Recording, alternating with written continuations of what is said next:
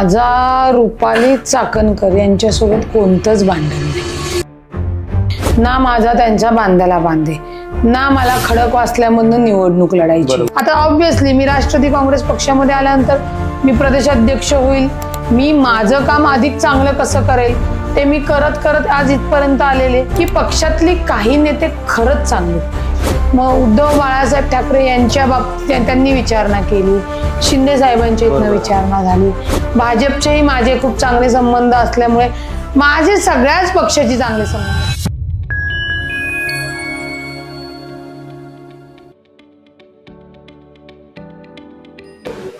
मंडळी, सध्या महाराष्ट्रात आपण बघतो कोणतंही न्यूज चॅनल उघडलं तर सध्या रुपाली वर्सेस रुपाली यांचा जो राग भांडण जे आहेत यांचे जे मुद्दे चर्चेत आलेत सध्या, की रुपाली ताई ठोंबरेंनी एक आपल्या जे फलटणचं प्रकरण असेल डॉक्टरांचं, ते त्यांच्या म्हणजे आत्महत्या प्रकरणावरून आंदोलन चालू केलं होतं। ते आंदोलन खरोखर म्हणजे त्यांच्यासोबत पूर्ण महाराष्ट्रातली टीम जोडली गेली, प्रत्येक महिला वगैरे त्यांना दुरून फोन येत होती। असं हे जे प्रकरण होतं, हे प्रकरण रुपाली वर्सेस रुपाली असं पाहायला बघितलं त्याचं म्हणजे सध्या त्याचा महाराष्ट्रात TRP सध्या जोरात चालू झाला होता। पण नेमकं हे भांडण काय आहे आज आपण जाणून घेऊया रुपालीताई यांच्या माध्यमातून। तर सर्वात पहिले मंडळी, रुपालीताईंचं आपल्या चॅनलवर स्वागत आहे। नमस्कार ताई, एवढा का राग आहे तो तुमचा चाकणकरावर? म्हणजे कोणता राग आहे? की ते म्हणजे तुमचं पर्सनल भांडण आहे का पक्षातलं ते भांडण आहे? नाही, माझा रुपाली चाकणकर यांच्यासोबत कोणतंच भांडण नाही ना, माझा त्यांच्या बांध्याला बांधे ना, मला खडकवासल्यामधून निवडणूक लढायची। त्या खडकवासल्यामध्ये मी कसबामध्ये मी निवडणूक लढणारी लोकप्रतिनिधी, मला एक संघटनाची आवड आहे, ती जडणघडणमध्ये मी वाढलेली आहे आणि मला आवडतं संघटन करायला, नेतृत्व करायला। त्याच्यामुळे माझा चाकणकर यांच्याशी खरंच कोणता वाद नाही, परंतु तो मी राष्ट्रवादी काँग्रेस पक्षामध्ये माननीय अजितदादांकडे बघून जेव्हा पक्षात आले, मला वाटतं त्याच्यानंतर त्यांना माझा राग यायला लागला। त्याच्या आधी म्हणजे मी मनसेत असताना त्यावेळी त्या स्वतःहून मला फोन करणं, बोलणं किंवा महिलांना मदत करणं, कारण का त्यावेळी मी वेगळ्या पक्षात होते। त्याच्यामुळे माझा संबंध कधीच आला नाही की राष्ट्रवादी काँग्रेस पक्षामध्ये त्या काय करतायत। परंतु मी जेव्हा या पक्षात आले आणि त्या पक्षामध्ये जेव्हा त्यांची जी वागण्याची किंवा त्यांचा जो काही ओरा वेगळा होता की बाबा माझ्या पक्ष म्हणजे मी जिथे आहे तिथे आली, मे बी एक असतं की बाबा कॉम्पिटिशन होतीये का काय असं मला वाटतं। पण याच्या व्यतिरिक्त माझं त्यांचं वैयक्तिक कुठलं भांडण नाही ना, मी त्यांची प्रॉपर्टी घेतली ना त्यांनी माझी प्रॉपर्टी घेतली ना, मला त्यांच्या प्रभागात कुठे इलेक्शन लढायची आहे ना, खडकवासल्यामध्ये लढायची ना, त्यांचा इकडं काही संबंध आहे। त्याच्यामुळे वाद हा नाहीच आहे, परंतु वाद जो अंतर्गत जाणीवपूर्वक सुरू केला होता, म्हणजे मी बघत होते की राष्ट्रवादीमध्ये अनेक महिला आहेत, जुन्या ज्येष्ठ महिला काम करणाऱ्या, त्या महिला असताना सुद्धा जर एकाच व्यक्तीला पद दिली जातात तेव्हा एक माझा संवैधानिक अधिकार म्हणून मी आमच्या नेतृत्वाकडे मागणी केली होती। मी काय त्यांच्याकडे किंवा त्यांच्याकडे टीका टिप्पणी केली नव्हती। परंतु काय माहितीये का, जर समजा आता आम्ही पक्षामध्ये काम करतोय तर काम करत असताना निश्चित कार्यकर्त्याला काय वाटतं, मला कोणती तरी कमिटी मिळेल, मला कोणत्या तरी निवडणुकीचं तिकीट मिळेल किंवा मी कोणत्या तरी चांगल्या पदावर जाईल, कामानी सिद्ध झाल्यानंतर। आता ऑब्व्हियसली मी राष्ट्रवादी काँग्रेस पक्षामध्ये आल्यानंतर मी प्रदेशाध्यक्ष होईल, त्याच्यानंतर मी बाबा अजून कुठल्या कमिटीवर जाईल। मग आता त्या आहेत, त्यांना राष्ट्रवादी काँग्रेस पक्षाने खूप मोठ्या पदावर संधी दिली, म्हणजे महिला आयोग म्हणजे तुम्ही कमी समजू नका, राज्यमंत्री पदाचा दर्जाचं पद आहे। आता त्यांना संधी दिलेली आहे, मग त्यांच्या काय आमची इच्छा नाहीये की त्यांना काढून आम्हाला बसवा, पण तुम्हाला जर संधी मिळाली आहे तर ते काम तुम्ही चांगल्या पद्धतीने करणं गरजेचं होतं। बरोबर। परंतु सगळीकडं कसं होतं की सगळीच पदं त्यांना एकट्यांना जर देणार असेल पक्ष, तर माझ्यासह इतर जे पक्षामध्ये आहेत त्या महिला कशासाठी आलेल्या आहेत, त्यांना कसं सामावून पक्ष घेणार आहे, हा आमचा पक्ष नेतृत्वाला आमचं सांगणं होतं। चाकणकर बाईंना आमचं सांगणं नव्हतंच काही, 100%। त्यामुळे वाद नाहीये। पण हा नेमका वाद म्हणजे या वादाची ठिणगी कुठून निघाली, चालू कुठून झाला नेमका? मी चांगलं तर होतच. मी राष्ट्रवादी काँग्रेस पक्षात आल्यानंतरच त्यांची ही काही सल आहे ही मला वेळोवेळी त्या प्रकरणातनं एक एक पक्षाच्या ह्याच्यातनं दिसली, पण मला काम करत असल्यामुळे मला तो वेळच नव्हता. इतर महिला होत्या की ज्या सोबत आम्ही एकत्र काम म्हणजे राष्ट्रवादी काँग्रेस पक्षातल्या करत होतो, त्याच्यामुळे ती त्यांची खतखत असेल. कारण का मी होते फादर बॉडीमध्ये, त्या होत्या प्रदेशाध्यक्षा महिलाच्या याच्यामध्ये, त्यामुळे मला कधी संबंध आलाच नाही. मी माझं काम अधिक चांगलं कसं करेल ते मी करत करत आज इथपर्यंत आलेले. आता जे माझ्याकडं प्रवक्तेपद होतं ते त्यांनी वरिष्ठांना म्हणजे प्रांत अध्यक्षांना सांगून काढून घेतलं, किंवा माझी त्या ह्याच्यामध्ये फेरनिवड नाही झाले, ठीक आहे. माझ्यात जर तेवढं कौशल्य असेल, काम करण्याची हे असेल तर मी ते पुन्हा मिळवेल, नाही तर नाही मिळवणार. शेवटी कामावर डिपेंड येते. पण मीडिया समोर बोलत असताना किंवा इतर गोष्टी करत असताना मला आता मी अजितदादांची कार्यकर्ते आहे, मी पुणे शहराची कार्याध्यक्ष आहे, दादांनी ते पद दिलेले. आता त्यांना कार्याध्यक्ष पद पण पाहिजे असेल तरी मी देऊ शकते. 100%. मला कोणत्या पदाची लालसा किंवा ते मला हवंच आणि मी कुठल्याही नेत्याला हिचं पद काढ आणि तिचं पद काढ हा सांगण्याचा माझा स्वभावच नाही. हा ज्यांचा स्वभाव आहे ते तुमच्या सगळ्यांच्या समोर आलेले. मध्यंतरी म्हणजे आताच एका आठवड्या पहिले तुमच्या विरोधात काही वक्तव्य पण झाली, त्याला तुम्ही काय उत्तर द्याल? पण कोणती वक्तव्य झाली? सोशल मीडियावर चालू होतं, पक्षातलंच चालू होतं, जसं की तुमचं पद काढण्यात आलं, तुम्ही राजीनामा द्यायला तयार होते, बरोबर. पण हा जो धुमाकूळ चालू आहे सोशल मीडियावर, जसं की चाकणकरांचे जे चर्चेतले म्हणजे मुद्दे आहेत ते जास्त सांगण्यात आले, पण तुमचे कुठं कुठं नाही दाखवण्यात आले. मुळामध्ये चाकणकरांचे मुद्दे कुठले सांगण्यात आले एक लक्षात घ्या. चाकणकर प्रदेशाध्यक्ष हा पक्षाचा पाठ वेगळा.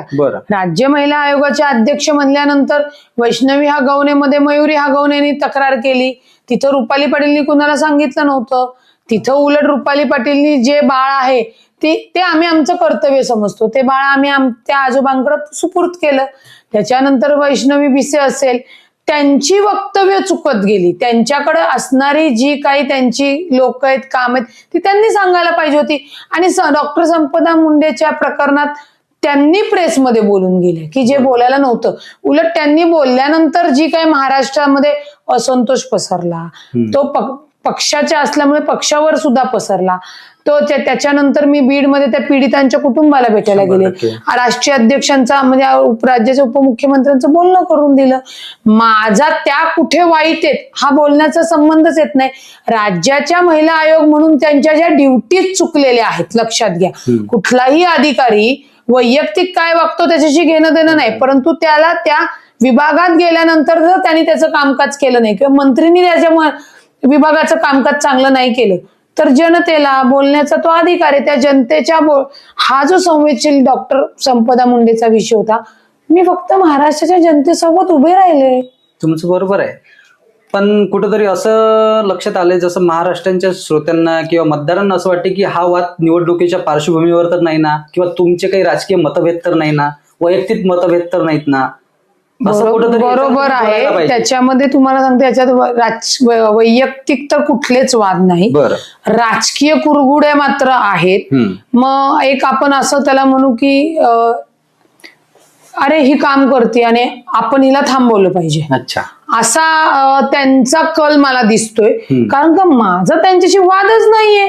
बर मी कुठल्या पदाधिकाऱ्यांशी बोलावं नाही बोलावं हा माझा आहे, मी लोकप्रतिनिधी म्हणून काम केलेलं आहे. त्याच्यामुळे माझे विरोधी पक्षातले असू द्या, महायुतीतल्या पक्षातले असू द्या आहेत माझे, मी पक्षाच्या पलीकडे माझी मैत्री आहे, आमची नाती आहेत, मी बोलणार ना. मी मनसेत असताना माझा मामा राष्ट्रवादीमध्ये होता म्हणून मी काय राष्ट्रवादीची भांडणं करायची किंवा चांगलंच बोलायचं असा काही विषय नसायचाच. बरोबर. मध्यंतरी एक तुम्हाला ऑफर पण आली होती म्हणजे शिवसेनेची, त्याचा काही विचार? हा सगळा विषय होत असताना मला लक्षात घ्या की राजकारणामध्ये एक चांगली नांदी आहे की जेवढं आपण राजकारणाला नावं ठेवतो की राजकारण घाण आहे, राजकारणामध्ये जळतात, कुरघुड्या करतात, एकमेकांबद्दल चांगलं बोलत नाही, त्याच्यामध्ये ही एक चांगली नांदी झाली की पक्षातली काही नेते खरंच चांगलेत, की त्यांना काम करणाऱ्या महिला कार्यकर्त्या भगिनी म्हणून हव्यात. मग उद्धव बाळासाहेब ठाकरे यांच्या बाबतीत त्यांनी विचारणा केली, शिंदे साहेबांच्या इथनं विचारणा झाली, भाजपचेही माझे खूप चांगले संबंध असल्यामुळे माझे सगळ्याच पक्षाचे चांगले संबंध आहेत. म्हणजे जानकर साहेब सुद्धा माझ्या मिस्टरांचे बंधू आहेत, तर महादेव जानकर साहेब तिथेही माझे संबंध आहेत. मी कुणाचाही विचार आहे बघा, कोणत्या पक्षात काम करायचा हा माझा राईट्स आहे. तो मी समजा आधी मी पूर्व मनसेमध्ये होते, आता राष्ट्रवादीमध्ये, पुढे कुठे करायचंय, माझा संविधानिक अधिकार तर कोण काढून घेणार नाहीये. माझी काम करायची पद्धत, माझं कौशल्य हे कोण घेणार नाहीये. माझी तो आता मला सवय झाली आहे. उलट फक्त मला वाईट या गोष्टीचं वाटलं की माझ्याच पक्षात, ठीक आहे, तो जो काही तुम्ही राजकीय कुरगुडी करण्यासाठी जो काही वाद माझ्या समोर आणला, माझ्या घरच्यांवर आणि जे काही माझ्या लहानपणाच्या ओळखीची बाई अशी तिराईत आणून जिचा माझा 6-7 वर्ष संबंध नाही, अशा बाईकडनं पोस्ट करून की तिचा काय संबंध अजितदादांना पोस्ट करायचा. IBN लोकमतचा डिबेट झाला, IBN लोकमतचं डिबेट झाल्यानंतर 5व्या मिनिटाला तिची पोस्ट येते की जिचा माझ्याशी काही संबंध राहिलेला नाहीये. ती माझ्या फेसबुकला नाही, मी तिच्या फेसबुकला नाही. मग त्या महिलेने पोस्ट का करावी. बरोबर, मी क्रिमिनल लॉयर आहे राव. तुम्ही जरी आयोगाच्या कुणी असल्या तरी आम्हाला क्रिमिनल ऍक्टिव्हिटीज कशी होते, त्याची जुळणी कशी होती, तो तपास कसा होतो, हे कळण्या इतकं तरी आम्ही, म्हणजे माझी पिढी आहे वकिलीमध्ये. 100% पिढी लक्षात घ्या. माझे वकिली हा माझा वारसा आहे. म्हणजे माझे वडील कैलासवासी CD पाटील वकील, की ज्यांनी अण्णा हजारे वर्सेस शशिकांत सुताराची केस जिंकले. भ्रष्टाचाराचे आरोप अण्णा हजारांनी केले होते. अच्छा. ते चालवणारे जी केस आहे ना, ते माझे ऍडव्होकेट CD पाटील वडील, ऍडव्होकेट ND पाटील माझे काका, माझा नवरा वकील ऍडव्होकेट विजयसिंह ठोंबरे, मी वकील. माझ्या घरातच आम्ही जवळजवळ 10 ते 15 वकील होतो. म्हणजे माझ्या बहिणींचे मिस्टर, आत्ते भाऊ सगळे आम्ही वकील होत. इव्हन माझ्या मैत्रिणी वकील आहेत. म्हणजे जी माझ्या सोबत असते ती सुद्धा ऍडव्होकेट मनीषा कावेडिया वकील आहे. बरोबर. त्यामुळे ती कडी मला जुळवायला तेवढे फटाफट इव्हिडन्स पण आले आणि झालं. कशासाठी. तिने पोस्ट करून काय होणार आहे मला, तरी तुम्ही केली. वाय. जर ठीक आहे, कार्यकर्ता म्हणून मी समजू शकते कुरगुडी, की काही लोक असतात की त्यांना कुणी पुढे गेलेलं आवडत नाही, मी त्यांच्यासारखं करू शकत नाही म्हणून थोडासा त्रास होत असतो. पण तुम्ही आयोगावर आहात, म्हणजे तुमची उंची खूप वर आहे. बरोबर आहे. त्या उंचीने, त्या कामाने तुम्ही राहायला पाहिजे होतं. आयोगाचं काम तुमच्या ज्या काही उणिवा पीडितांनी दाखवल्या असतील त्या तुम्ही सुधारायला पाहिजे होत्या. त्या न करता तुम्ही ह्या गोष्टी करणं हे मला आवडलं नाही. बरं, ते केल्यानंतर दोन्ही केसेस पोलीस स्टेशनमध्ये गेल्या होत्या. त्या दोन्ही केसेसचा समझोता झाला होता. तरी सुद्धा दुसऱ्या दिवशी पुन्हा तो अर्ज, म्हणजे जी तुमचा आणि माझा वाद मिटलाय, आपण दोघांनी लिहून दिले पोलीस स्टेशनमध्ये, लेखी दस्तावेज, मी ओरली स्टेटमेंट म्हणत नाही. प्लस आता काय होतं, पोलीस स्टेशनला स्टेटमेंट घेतात, म्हणजे व्हिडिओज पण घेतात, की उद्या कुठलाही माणूस पलटू शकतो. ते पलटू नये म्हणून 21व्या शतकानुसार सायबर ऍक्टच्या याच्यानुसार तेही केलं. तरी सुद्धा दुसऱ्या दिवशी तिला अर्ज करायला लावतात CP ऑफिसला. CP ऑफिसला अर्ज केल्यानंतर तातडीने तो अर्ज खाली येऊन गुन्हा दाखल करतात. आणि हे करण्यासाठी माझ्याच पक्षातले नेते जर फोन करत असतील तर मी का रिॲक्ट व्हायचं नाही, याचं उत्तर मला द्या. का रिॲक्ट व्हायचं नाही. तुमचा ना माझा बांधाला बांध ना, कुठली तुमची आणि माझी नेतृत्वाची कसोटी परीक्षा, तरी का. मग आता तुम्ही समजून घ्या. 100%. मग हा सगळा विषय झाल्यानंतर डॉक्टर संपदाच्या ह्याच्यामध्ये खरं सांगू का, जेव्हा बीडला गेलो ना, तर खूप म्हणजे तिची जी आईची अवस्था, तिच्या वडिलांची अवस्था, तिच्या काकाची अवस्था, तिच्या काकाने ती मुलीला शिकवलेलं होतं MBBS, आणि ती सगळ्यात मोठी होती. तिची 2 नंबरची बहीण, तिचं लग्न झालं होतं, ती काय 12वी नंतर लग्न लावून दिली होती. आता ह्या मुलीचे जे काही पोलिसाच्या तपासातले स्टेटमेंट त्यांनी तिथं सविस्तर सांगितले, गरजच नव्हती ना. ते जे काही आहे ते सगळं कोर्टासमोर जाणार होतं. बरोबर. पोलिसांची तिथं चूक काय झाली की पोलिसांनी सगळं इन्व्हेस्टिगेशन मॅडमच्या समोर ठेवलं. बरोबर. आयोगाचा विषय काय असतो की एखादी पीडिता आली, तिला पोलीस स्टेशनला पाठवणे, ती पोलिसांनी तिची तक्रार ऐकून, कैफियत ऐकून तक्रार दाखल करणे, त्याचा तपास योग्य करणे आणि पीडिताला आणि पीडिता नसेल तर पीडिताच्या कुटुंबाला मनोबल वाढण्यासाठी, आत्मविश्वास वाढण्यासाठी एक आधार देणं, ती दुःखाची हे असते. बरोबर. त्यासाठी महिला आयोग स्थापन झालेला आहे. पण तिथं त्यांनी त्यांच्याच हाताने सगळी जी काय, ती तर मी बडबड करायला लावली नव्हती किंवा मी कुभांड रचलेलं नाही की तुमच्या आत्म्यात जाऊन मी बोलायला लावलं. तुम्ही बोललात, महाराष्ट्राची जनता तुमच्यावर नाराज झाली. तुमच्यावर नाराज होत असताना ती राष्ट्रवादीवर नाराज झाली. मग मी माझ्या राष्ट्रीय अध्यक्षांचं बोलणं आणि पीडिताच्या कुटुंबाचं बोलणं करून दिलं. पक्ष वेगळा आहे, लक्षात घ्या. पक्षाची पदाधिकारी आयोगावर आहे, मान्य, पण आयोग वेगळा आहे. त्याचं दायित्वाचं जे काही निर्णय आहेत ते आयोगाचे, ते पक्षाचे नसतात. बरोबर. तो त्यांनी एकत्र करून जाणीवपूर्वक प्रांत अध्यक्षाकडनं माझ्या जी काय प्रवक्तेपदी जी फेरनिवड करायची होती ती नाही केली. ठीक आहे, पक्षाचा निर्णय होता तो, मी मान्य केला. परंतु त्याच्यात सुद्धा बातम्या लावण्यासाठी जो काही चढाओढ झाला, या सगळ्या गोष्टी चुकीच्या आहेत. आता मी खंबीर आहे, मी एक वकील आहे, मला या सगळ्या गोष्टी कळतात म्हणून ठीक आहे. माझ्या जागेवर जर एखादी दुसरी महिला असती, ती घरी बसली असती ना. 100%. का करायचं राजकारणात काम?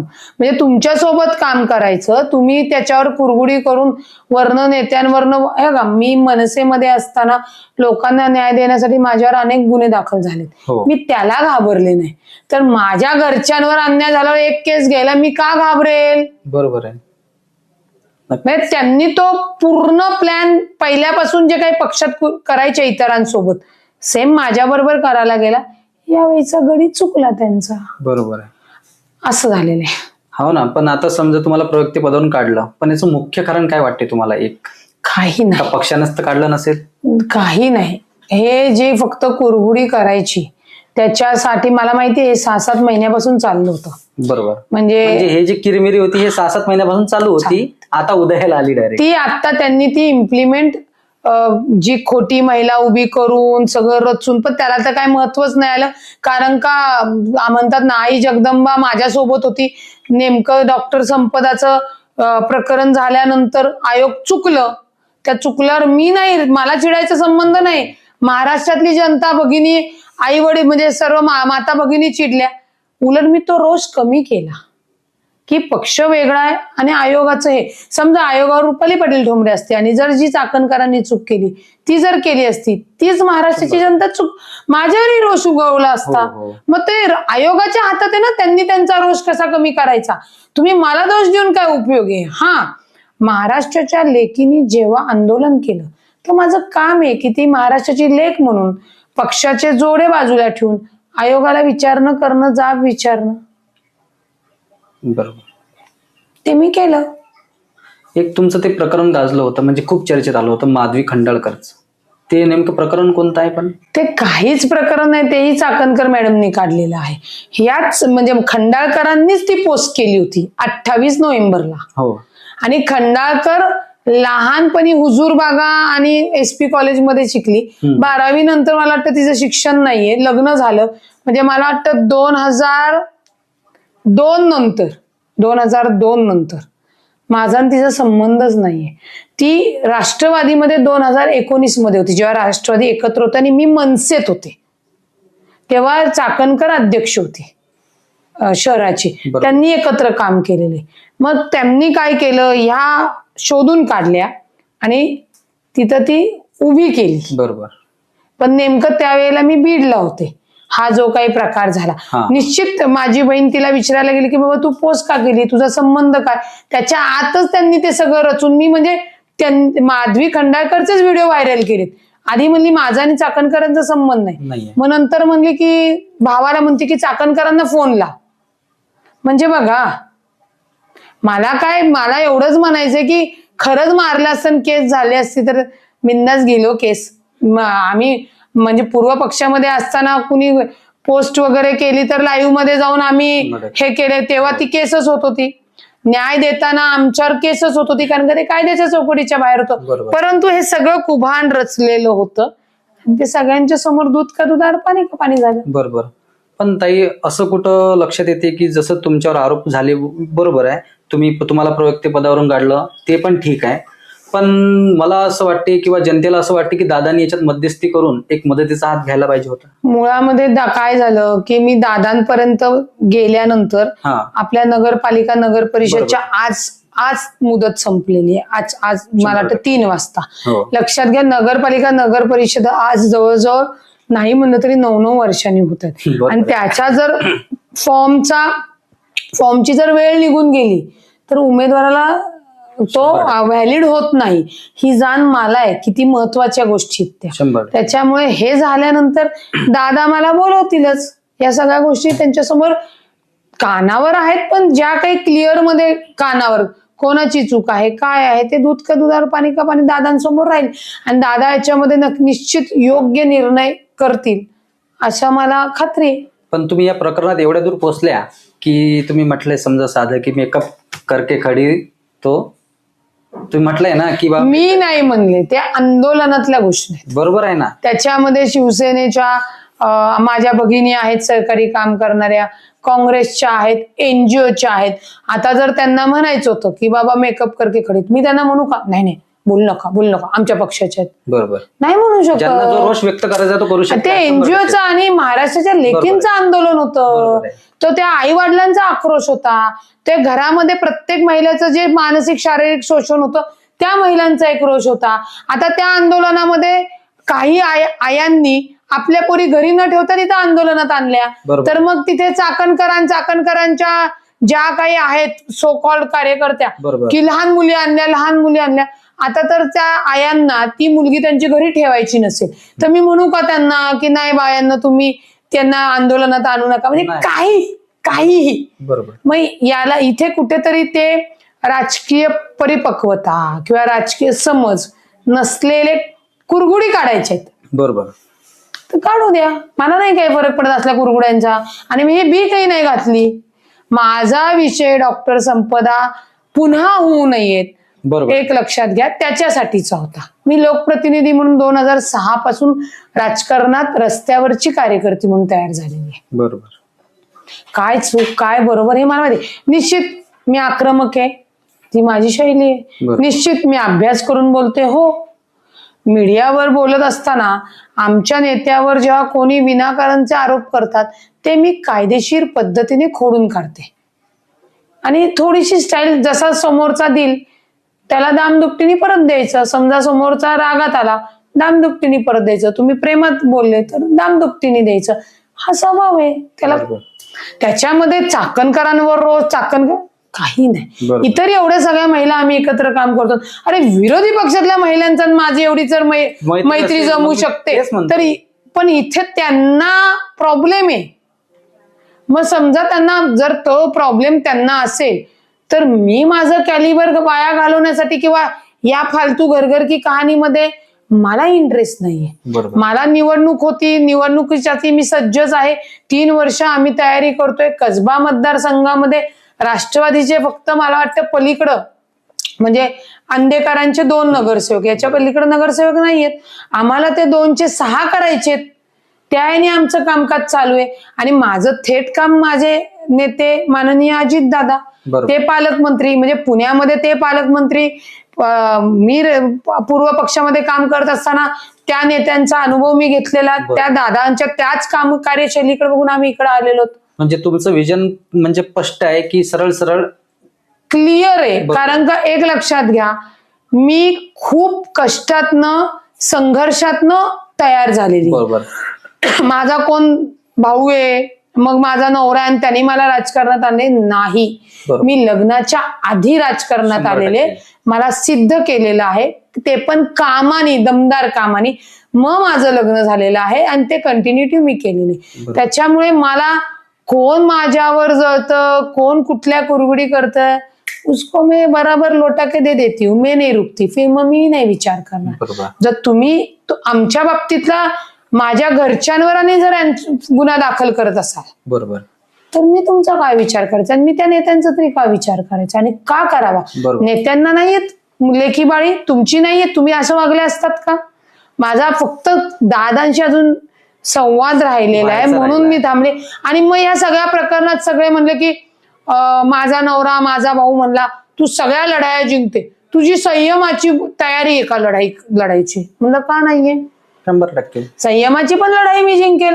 म्हणून मी 2 दिवस मीडियाशी बोलले नव्हते. अच्छा. त्यावेळेला सुद्धा मी मीडियाला सांगत होते की मी तुमच्याशी बोलतीये ना, परंतु त्यांना जे काही फोन देऊन फिडिंग देण्यात आलं होतं की मी सकाळी शिवाजीनगर ऑफिसमध्ये गेले, 7 वाजता गेले, दादा तिथं नव्हते म्हणल्यानंतर मी नाश्त्याला म्हणून बाहेर गेले, मी माझी भेटले आणि भेटून गेले. पण यांनी बातम्या लावल्या.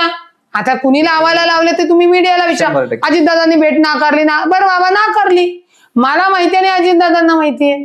100%. आणि मग संध्याकाळी जेव्हा दादांना विचारलं, दादांनी सांगितलं. आणि माझं खरंच मला राजकारणामध्ये एक संदेश द्यायचा की जे कुरगुड्या करतं किंवा जे याला गाड त्याला गाड, मी त्यातली नाहीये. मला महिलांचा कारवा घेऊन पुढे जायचंय. बरं. एक रुपाली पाटील तयार होऊन उपयोग नाहीये. आज तुम्ही माझा ब्रॉडकास्टसाठी फोन करून मला विचारताय, असं तुम्ही अनेक महिलांना विचारलं पाहिजे. ती प्रत्येक महिला तयार झाली पाहिजे. बरोबर. मग त्या महिलेला माझा पहिल्यांदा एक हात पुढं असतो. बरोबर. तिला सांगणं, करणं, तयार करणं. कारण का महिला एवढ्या कॉन्फिडन्सनी बाहेर पडणं खरंच शक्य नसतं. प्रत्येकाला कुटुंबाचा तेवढा आधार नसतो, तेवढं समजून घेणारं नसतं. बरोबर. मला आहे. मग मी त्यांच्या कुटुंबाचा आधार बनते, एक मैत्रीण बनते. चला, अहो भरपूर कमिट्या आहेत, भरपूर पद आहेत. कुठं आरबीआय मध्ये पक्षाला जाऊन डिपॉझिट करायचे आणि मग पद द्यायची आहेत. पण मग पक्षामध्ये पदच नाही देऊन द्यायची, काहीतरी अडचणी आणायच्या. अशी संघटना नाही ना मी चालवू शकत. किंवा अशा मग आम्ही महिला कशा तयार करणार? चांगल्या घरातल्या महिला मग राजकारणात काय येतील? अनेक प्रश्न आहेत समोर. 100%. तुम्ही मनसेमध्ये असताना तेव्हा पण अनेक आंदोलनं केलीत. म्हणजे असे आंदोलन केले की तेव्हापासूनच रुपालीताई ठोंबरे हे नाव संपूर्ण महाराष्ट्रात आहे. हा वाद हे तर नंतरच्या गोष्टी आहेत, पण तेव्हापासूनच तुम्ही. पण तेव्हा तो पक्ष सोडल्यानंतर असं काय झालं, तो पक्ष सोडावा लागला किंवा त्यावेळेस राजकारणाचं काही बोलणं झालं? नाही, त्यावेळेला तुम्हाला सांगते, माझा इकडं पक्षप्रवेश झाल्यानंतर माननीय राजसाहेब ठाकरेंशी खरंच काही बोलणं झालं नव्हतं. आणि मी माननीय राजसाहेब ठाकरे किंवा ठाकरेंना काही बोलणार नाही. कारण का तेवढी मी म्हणजे त्यांनी मला घडवले. मी त्यांच्या उंचीची पण नाहीये, मी त्यांची कार्यकर्ता बहिणी. बरोबर. त्यांनी जे मला कार्यकर्ता बहीण म्हणून, एक फॅमिली मेंबर म्हणून जे प्रेम दिलेले, तो आठवणीचा खजिना तुम्ही माझ्या हृदयात ठेवलेला आहे. मी जेव्हा पक्ष बदलला तेव्हा ते तिथल्या ज्या काही म्हणजे माझ्यासोबत जे काम करणारे होते त्यांच्यामुळे बदलला. आणि झालं असं होतं की अजितदादा म्हणजे राजसाहेबांशी माझं त्यावेळी बोलणंच काही झालं नव्हतं. आणि त्यावेळी ठाकरेंशी बोलायचं म्हणजे तसं एवढं हेच नव्हतं, लक्षात घ्या. बरोबर. त्यांचे मला फोन वगैरे आलते, पण माझे त्यावेळी फोन स्विच ऑफ होते. अच्छा. पण मी ते कधी त्यांच्या समोर गेले नाही. कारण का मी नाही मला त्यांना दोष द्यायचाच नाहीये. मी म्हणलं की मला घडायचंय ना, मला पुढे जायचंय, तर ठीक आहे, मी माझा फक्त मार्ग बदलला पक्ष हे करण्याचा.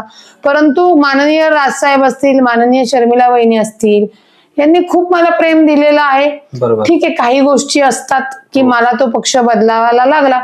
मला माझ्यासाठी मी बदलला, मी त्यांना दोष देऊन नाही पक्ष बदलले. तेव्हा पण असंच झालं का की जसं आज अजितदादाची तुमची भेटणे झाली किंवा नाही? मी तेव्हा माझं प्रकरण होतं, बोलणं नाही झालं. तेव्हा इथे नेतृत्व बोलतं. म्हणजे राष्ट्रवादी काँग्रेस पक्षामध्ये माननीय अजितदादा असतील, माननीय सुनेत्रा वहिनी असतील, बोलतात.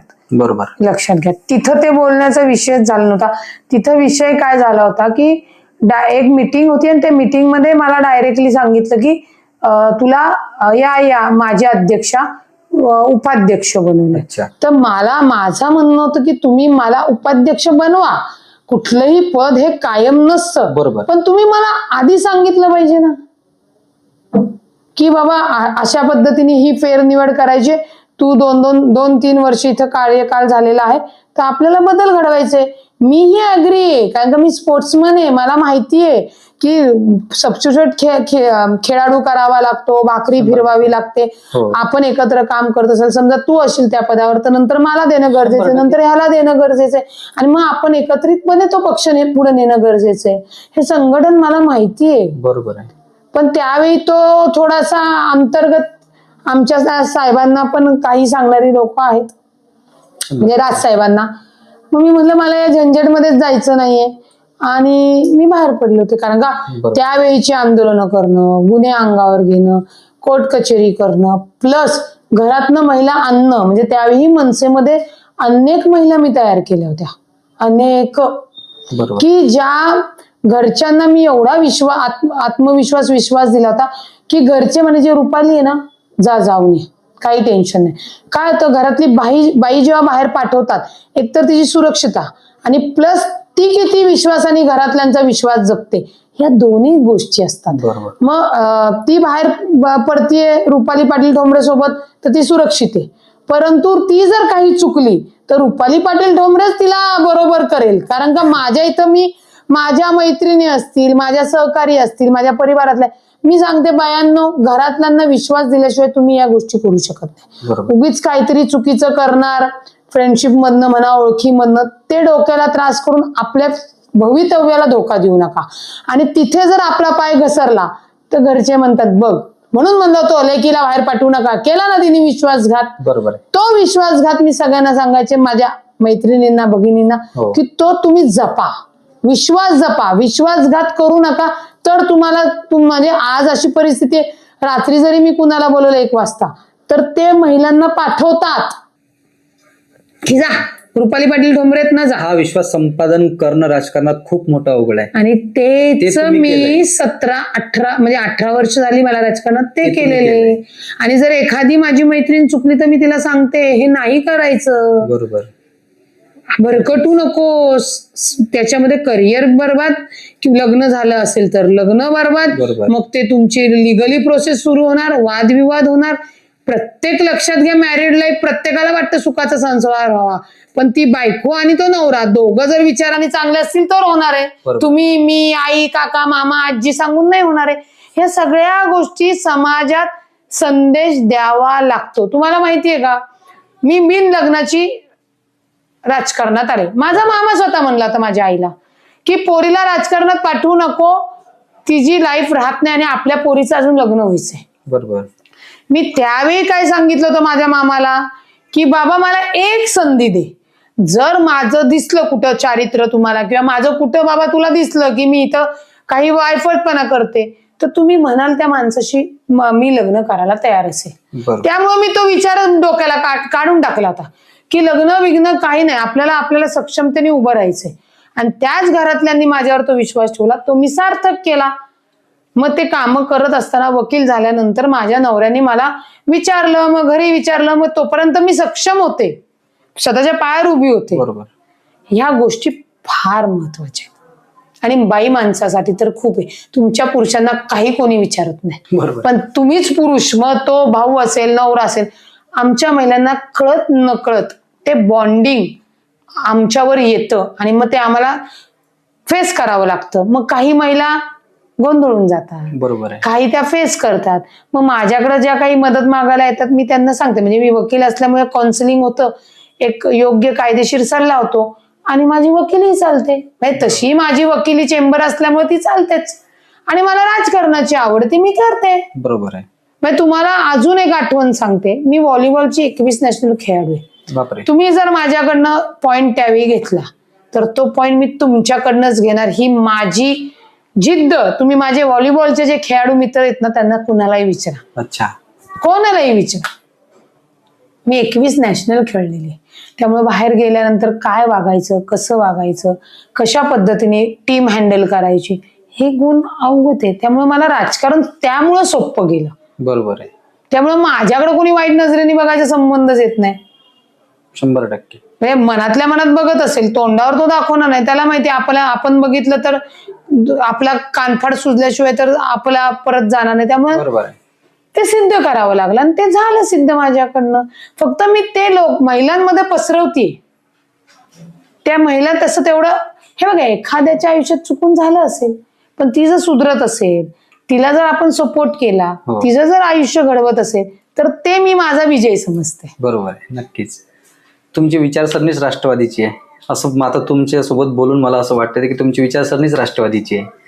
पण आता नेमकं आता निवडणुका आहेत, बरोबर? तुमचं पुण्यासाठी स्पष्ट विजन काय आहे? एक लक्षात घ्या, मी 12 ते 17 नगरसेविका म्हणून काम केलेलं आहे. 2017ला मोदी लाटेमध्ये म्हणजे मी 15,000 मतदान घेतलेले. बापरे. लक्षात घ्या, त्यावेळी सुद्धा मला स्वर्गीय खासदार गिरीश बापट काका हो. इकडे ये म्हणत होते. पण एक आपलं तो जोश होश, तेव्हा माझं साहेबांवरचं जे मनसेमध्ये प्रेम, तेव्हा. येस. हा. कारण का आमचं कसं अन्याय तिथं आम्ही खंबीरपणे उभं राहायचो. 100%. मग कोविड असू द्या, परप्रांतांच्या ऍडमिशन, मराठी माणसांना डोनेशन मागू द्या, आम्ही मागं पुढं पाहिलेलंच नाहीये. बरोबर. मग कुणाला समजा कोण मीटर देत नसेल, कोणाला पाणी घरात नसेल, बारीक बारीक ज्या बेसिक नागरिकांच्या ज्या अडचणी आहेत त्या आम्ही उभं राहून सोडवलेल्या आहेत.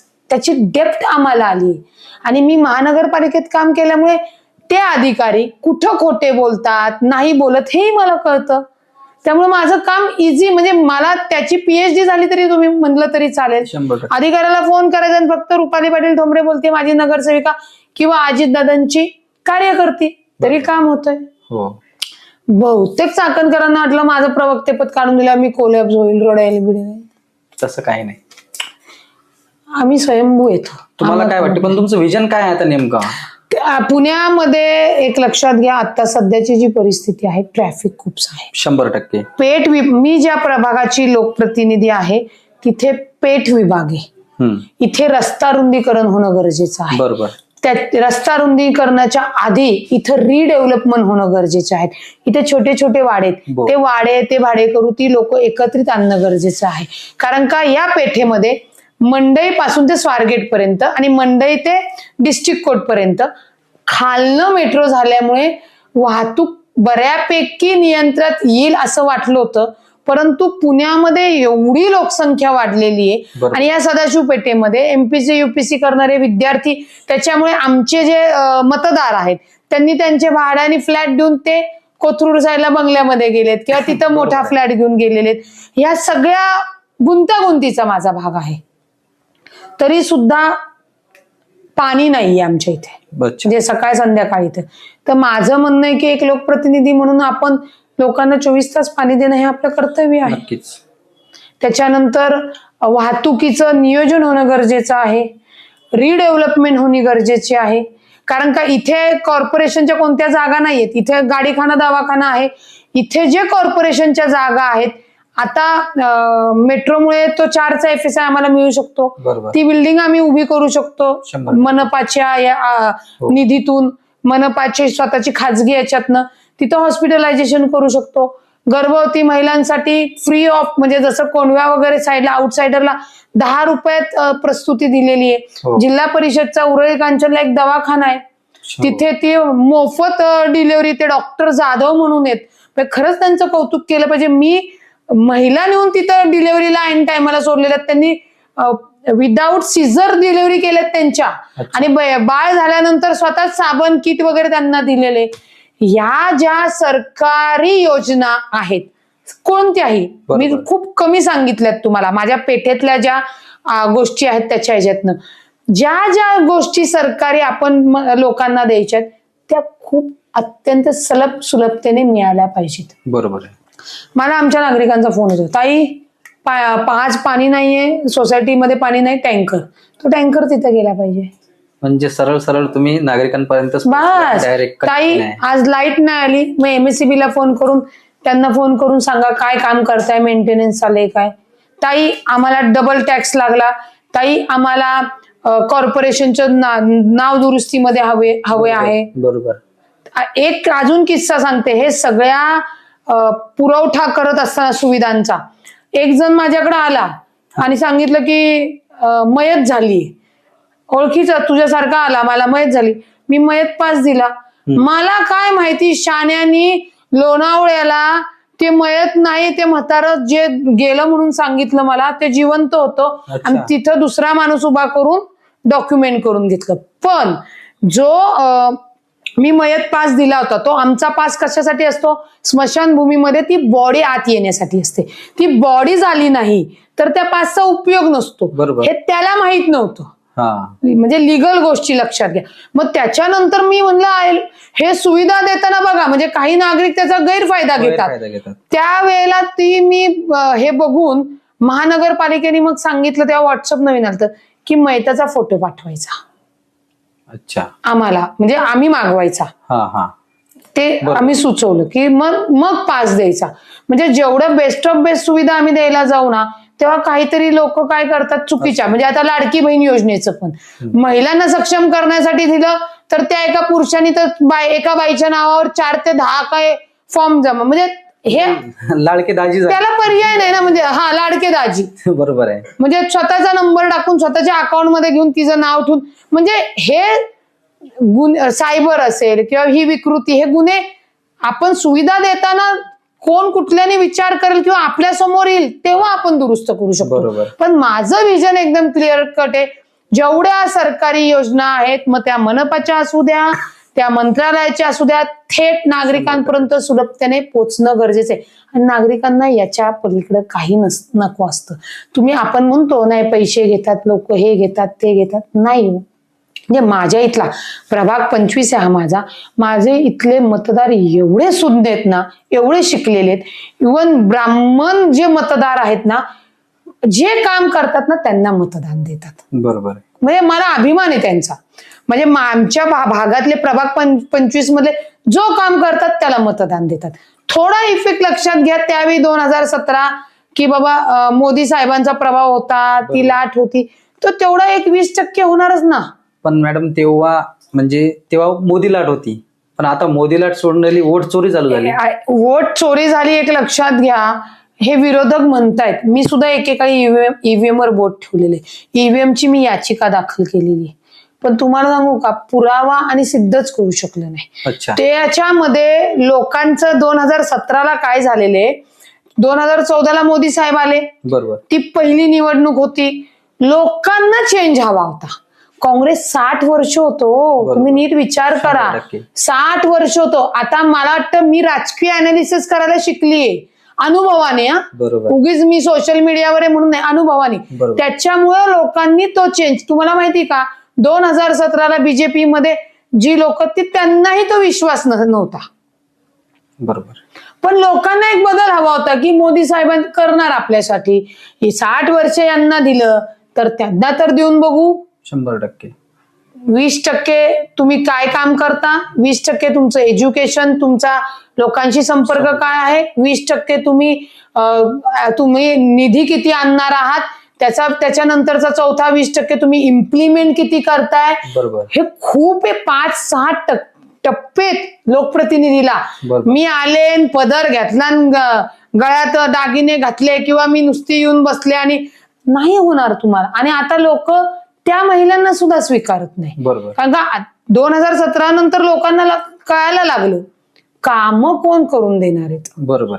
आणि पुणे शहरातले मतदार फार सुज्ञ आहेत, शिकलेले. काही ठीक आहे की हवेवर किंवा मत चेंज वगैरे करत असतील, पण जो काम करेल, जो आपली नीड, कारण आता ट्रॅफिकची समस्या पुण्यात खूप आहे. बरोबर आहे. म्हणजे आता बीजेपी होतं तर ते विचारणार ना काय काम केलं, बरोबर आहे, कोणी केलं, याचा विचार करून लोक मतदान देतात. मध्यंतरी पुलवामा अटॅक झाला होता, तेव्हा तुम्ही तिकडेच फिरायला गेले होते. तेव्हाचा एखादा अनुभव आठवते? अनुभव मी जे जिवंत आहे ना, ते आई जगदंबेची कृपा समज. ज्या ठिकाणी हा हल्ला झाला आदल्या दिवशी आम्ही तिथे होतो. फक्त पाऊस होता आणि तुरळक गर्दी होती, पण असं वाटलं होतं की एवढ्या ह्याच्यात आपण का आलोय. दगड धोंड, म्हणजे समजा वर अटॅक आला ना तर खाली असतो तुम्ही मेलेलेच असाल. एवढे भयान, जायला जवळजवळ 1.5 ते 2 तास आणि रस्ता अजिबात नाही. त्याच्यामुळे जेव्हा हा हल्ला झाला तेव्हा मी त्या मार्गला होते, तेव्हा लक्षात आलं की काय भीषण अवस्था झाली असेल तिथल्या लोकांची.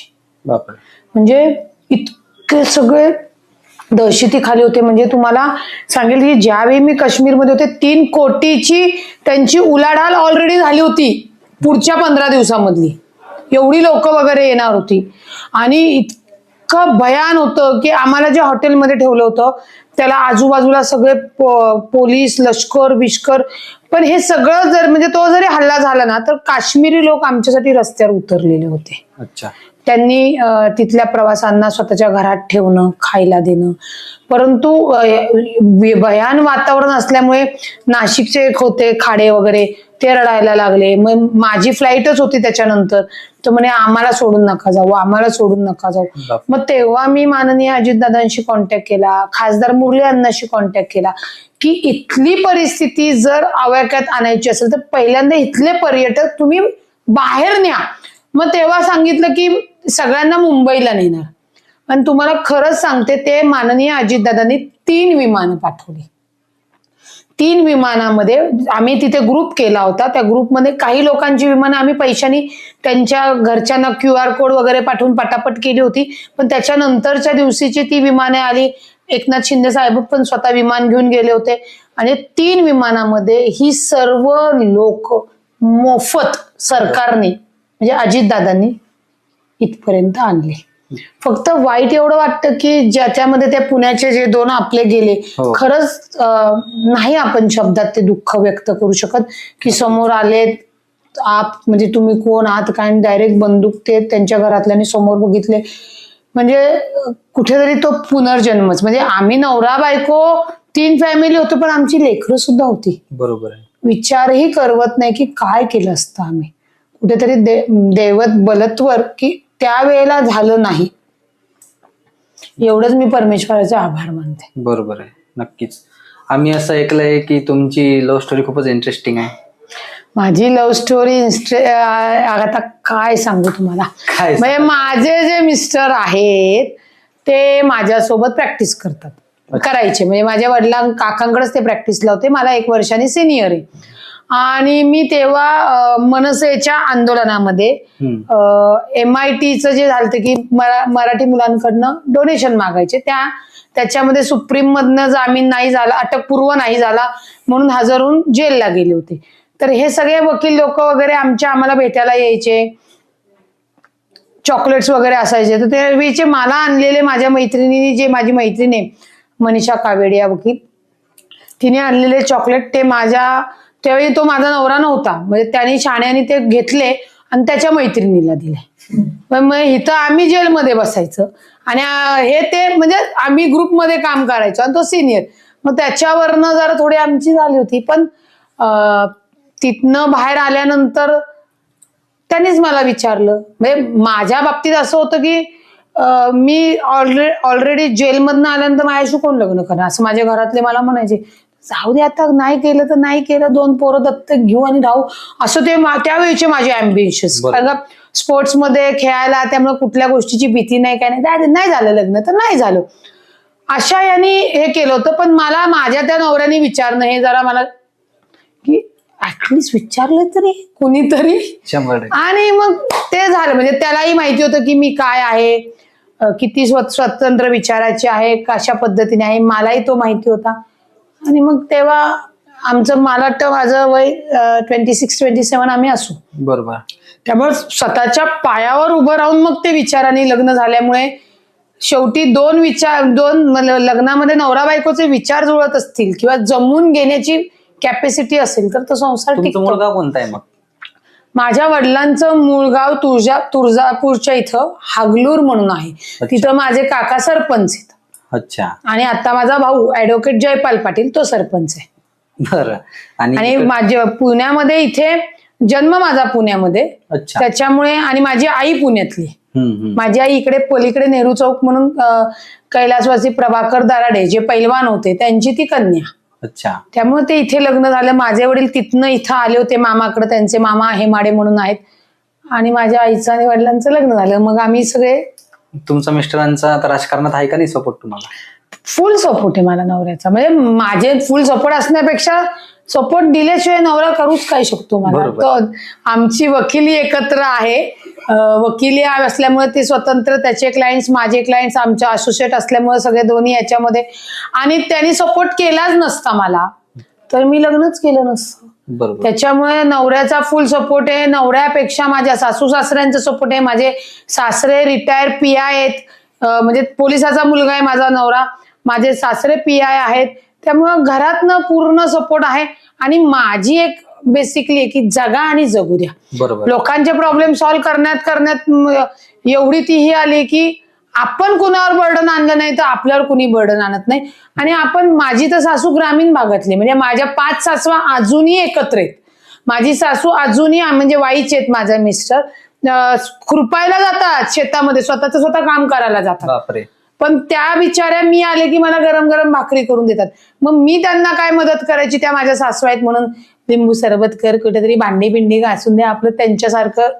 मग त्यांना छान वाटतं. बरोबर. मग तेही मला लेकीसारखं सांभाळतात आणि मी त्यांना आईसारखं हे करते. त्याच्यामुळे वैवाहिक जीवन, सासू सासरे, दीर, इवन भावांच्या बायका, भाऊ, हे खूप छान पद्धतीने सगळ्यांचा मला सपोर्ट आहे आणि माझा त्यांना सपोर्ट आहे. बरोबर आहे.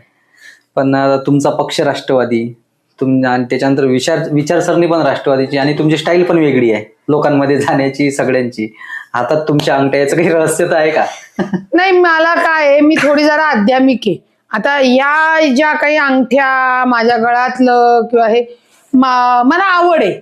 आणि मी, माझं म्हणणं आहे की काही होत असेल नसेल मला माहित नाही, हे घातल्यावर माझी ऊर्जा डबल वाढते. तिकडे बाकीचं काय व्हायचं ते होईल. बरोबर. आणि माझी भगवतीवर श्रद्धा आहे, अंधश्रद्धा नाही, श्रद्धा आहे. त्यामुळे मी ते आपले जेवढं मला शक्य असेल तेवढं मी करते. पण एक लक्षात घ्या, माझी अंधश्रद्धा नाही. माझी आई आम्हाला पाळीमध्ये जेव्हा बाजूला बसवायची, मी नाही बसणार. बरोबर. सगळ्यांच्याच घरात बसवायचे, मी नाही, म्हणजे मी बंद करून टाकलं. म्हणजे माझ्या आईला मी तिच्या सुनांना पण बसून देत नाही, मीही बसत नाही. अजूनही माझी आई, नाही ग चार दिवस तू घरात येऊन पाण्याला हात लावते, ते देवाचं. मग काय झालं म्हणलं, कामाख्या माता काय, श्रद्धा कर म्हणलं, भक्ती कर, अंधश्रद्धा करून. बरोबर. त्या विचाराने मी चालते. अरे काही दुसरे दागिने घालू शकत नाही, मग हे जरा घातलेलं बरं वाटतं. मग थोडंसं ब्रेसलेट, थोडेसे वेगवेगळे, हे काय होईल, 9 ग्रह आपले करून टाकायचे आपल्या फ्लेवर मध्ये घालून, काय त्याला छान वाटतं एक वेगळं. कारण का रमेश भाऊ वांजळे तुम्हाला आठवत असतं, 100%. त्यावेळी राजकारणात सोनं चालायचं नाही, लक्षात घ्या. हो. मला अजूनही आठवतंय की ते काँग्रेसमध्ये होते आणि राष्ट्रवादीकडे पण तिकीट मागितलं होतं, परंतु ते एवढं सोनं वगैरे घालायचे म्हणून त्यांना ते तिकीट दिलं नव्हतं. त्यांना मनसेने, राजसाहेबांनी तिकीट दिलं आणि ते मनसेचे सोनेरी आमदार झाले. म्हणजे गळ्यात फुल घालणं, पण ते एकमेव झाले. बरोबर. त्याच्यानंतर अनेक सोनेवाले बाबा झाले, ते नाही हे झाले. सोनेरी आमदार एकच, कैलासवासी रमेश भाऊ वांजळे. बरोबर. आणि खरंच त्यांनी त्या राजकारणामध्ये एक असं की का सोनं मी घालू शकत नाही, मी त्याचा इन्कम टॅक्स भरतोय, मी त्याचा टॅक्स भरलेला आहे, मला आवड आहे. एकतर ते असे एक विलन सारखे दिसायचे, ते एक विलन आहे बघा, स्पॉट नाना सारखे, आणि त्याच्यात ते घालायचे. पण तुम्हाला सांगू का, ते फार भारी होते. तर त्यांनी एक राजकारणामध्ये लोकांना दिले की नाही, तुम्ही सोनं घालू शकता, तुमचं टॅक्स, आणि त्याच्यावर लोकांनी त्यांना डोक्यावर घेतलं होतं. बरोबर. मनसेचे पहिले सोनेरी आमदार. सोनेरी आमदार. त्यांचं तुमचं पण काहीतरी कनेक्टिव्हिटी होती, तुम्ही पण त्यांना मानतच होते ना. त्यांनी, तेही खूप छान होते बिचारे, आपल्या सोबत नाही आहेत. नाही तर तुम्हाला सांगते, त्याच्यानंतरच आम्ही 2012ला नगरसेवक निवडून आलो. जर रमेश भाऊ वांजळे असते तर आज ते खासदार असते आणि मनसेची सत्ता 2012ला निश्चित असते. 100%. कारण का त्यांची काम करण्याची पद्धत, त्यांच्या घरी तो दरबार असायचा, त्या वहिनी ते येता जाता त्यांचा नाश्ता चालायचा, म्हणजे जबरदस्त काम करायचे. आणि कनेक्ट, म्हणजे मी आमदार झालोय, कुठली माज मस्ती नाही, काही नाही, कुठेही कुणाच्या इथं बसणार उठणार कोणी. म्हणजे तुम्हाला सांगते, त्यावेळी एक महिला नवरा त्रास देतो म्हणून तक्रार घेऊन आलती. ती तक्रार त्यांनी माझ्याकडे दिली आणि म्हणले ताई जरा बघा. पण मला अजून आठवतंय, त्या नवऱ्याने त्या बाईला धमकी दिली, ती वांदळांकडे जाती का, तुला बघतो.